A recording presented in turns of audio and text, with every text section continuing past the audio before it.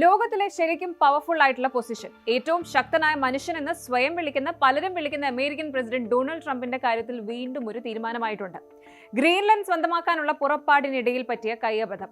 White house കഴിഞ്ഞ ദിവസം പങ്കുവച്ച ഒരു AI ജനറേറ്റഡ് ഇമേജ് ആണ് ഇപ്പോൾ ലോകം മുഴുവൻ ചിരിച്ചു തള്ളുന്നത്.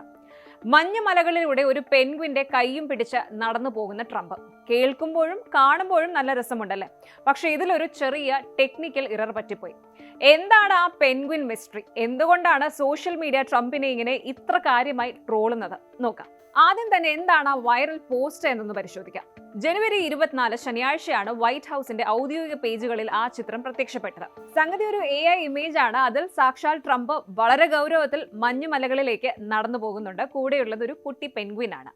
ആ പെൻഗ്വിന്റെ കയ്യിൽ ഒരു അമേരിക്കൻ പതാകയുണ്ട്. പശ്ചാത്തലത്തിലുള്ള മലകളിൽ ഗ്രീൻലൻഡിന്റെ ഫ്ലാഗും കാണാം. ക്യാപ്ഷൻ ഇതാണ്: എംബ്രേസ് ദ പെൻഗ്വിൻ, അതായത് ആ പെൻഗ്വിനെ നെഞ്ചോട് ചേർക്കുക എന്നാണ്. ഇനി ഇതിലിപ്പോൾ ഇത്ര ചിരിക്കാൻ എന്തിരിക്കുന്നു എന്ന് നിങ്ങൾ വിചാരിക്കുന്നുണ്ടാകാം അല്ലെ? സത്യത്തിൽ 2026 തുടക്കത്തിൽ ഇന്റർനെറ്റിൽ വലിയൊരു ട്രെൻഡ് ഉണ്ടായിരുന്നു. സ്വന്തം കൂട്ടത്തിൽ നിന്ന് മാറി ഒറ്റപ്പെട്ട് മഞ്ഞുമലകളിലേക്ക് നടന്നു പോകുന്ന ഒരു പെൻഗ്വിന്റെ വീഡിയോ. ഇതിനെ ആളുകൾ നൈലസ്റ്റ് പെൻഗ്വിൻ അല്ലെങ്കിൽ ലോൺലി പെൻഗ്വിൻ എന്നൊക്കെയാണ് വിളിച്ചിരുന്നത്. ഈ ഒരു ട്രെൻഡ് പിടിക്കാൻ നോക്കിയതാണ് വൈറ്റ് ഹൗസിലെ സോഷ്യൽ മീഡിയ ടീം. പക്ഷെ പണി പാളിപ്പോയി. ഇവിടെയാണ് കാര്യങ്ങൾ തമാശയാകുന്നത്. ട്രംപ് നടന്നു പോകുന്നത് ഗ്രീൻലാൻഡിലേക്കാണ്. ഗ്രീൻലാൻഡ് എവിടെയാണ്? അത് ആർട്ടിക് സർക്കിൾ അഥവാ വടക്കൻ ധ്രുവത്തിലാണ്. എന്നാൽ പെൻഗ്വിനുകൾ എവിടെയാണുള്ളത്? അത് അന്റാർട്ടിക്കയിൽ അഥവാ തെക്കൻ ധ്രുവത്തിലാണ്.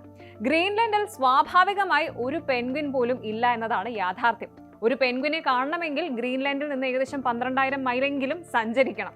ചുരുക്കത്തിൽ ഗ്രീൻലാൻഡ് പിടിക്കാൻ പോകുന്ന പ്രസിഡന്റിന് അവിടെ എന്തൊക്കെ പക്ഷി മൃഗാദികൾ ഉണ്ട് എന്നുള്ളത് പോലും അറിയില്ല എന്നാണ് നെറ്റിസൻസ് പറയുന്നതും ചോദിക്കുന്നതും.